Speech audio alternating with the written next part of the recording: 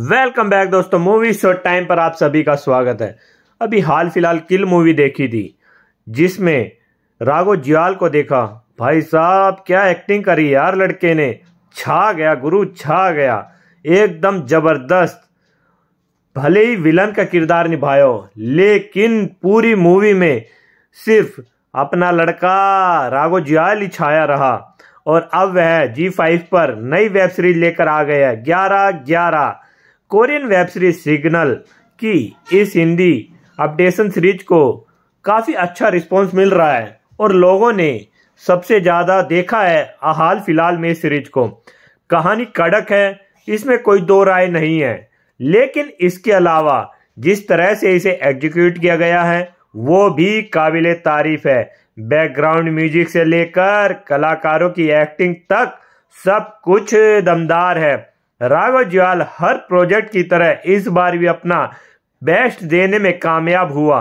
Series का climax आपको सोचने पर मजबूर कर देता है। चलिए हम सीधा कहानी की बात करते हैं।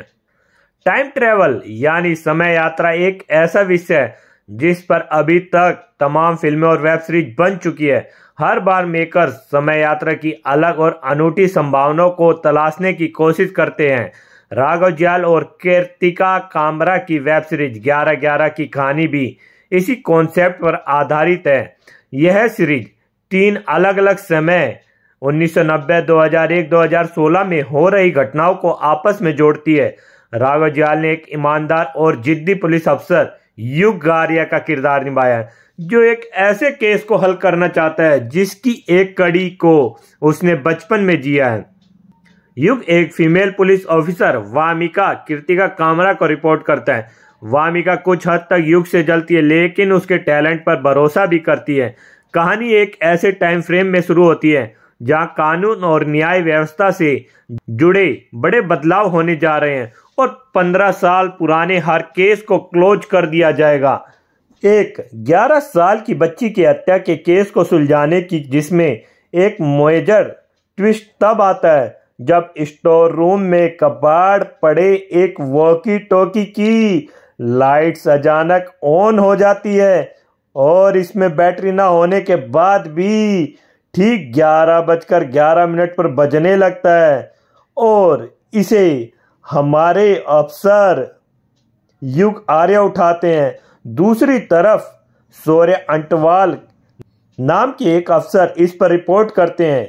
शुरू में तो युग को कुछ समझ नहीं आता लेकिन इस वॉकी टॉकी पर सूर्य नाम के अफसर से मिली जानकारियों को कंफर्म करने की कोशिश करता है तो उसे पता लगता है कि हर इंफॉर्मेशन ना सिर्फ सही है बल्कि इस अपराध को कोर्ट में साबित करने के सबूत भी देती है।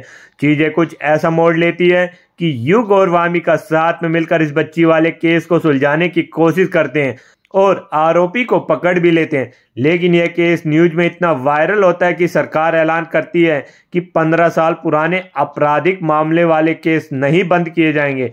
अब चुनौती है एक नए केस को हल करने की। हर रात 11:11 पर युग की शौर्य से बात होती है और दोनों एक दूसरे से कुछ ऐसे क्लू शेयर करते हैं जिनकी मदद से अपने अपने टाइम जोन में वो इन अपराधों को रोकने और कातिलों को पकड़ने में कामयाब होने लगते हैं। वामिका नहीं जानती कि युग जिससे वॉकी टॉकी पर बात करता है ये वही शख्स है जिससे वो प्यार करती थी और उसकी मौत हो चुकी है। तीनों ही टाइम फ्रेम के केस आपस में इतने उलझे हैं कि सस्पेंस और थ्रिलर का लेवल काफी हाई रहता है। कहानी इतने तरीके से लिखी गई है कि आगे क्या होगा यह प्रेडिक्ट करना बहुत मुश्किल हो जाता है। पहला एपिसोड धीमे शुरू होता है लेकिन भूमिका तय हो जाने के बाद हर एपिसोड की आखिर में आपके लिए अगले एपिसोड को प्ले करना मुश्किल हो जाता है। क्या युग, वामिका और सूर्य भूत, भविष्य और वर्तमान की इस टाइम ट्रेवल की गुत्थिया को सुलझा पाएंगे? क्या वामिका को उसका प्यार मिलेगा?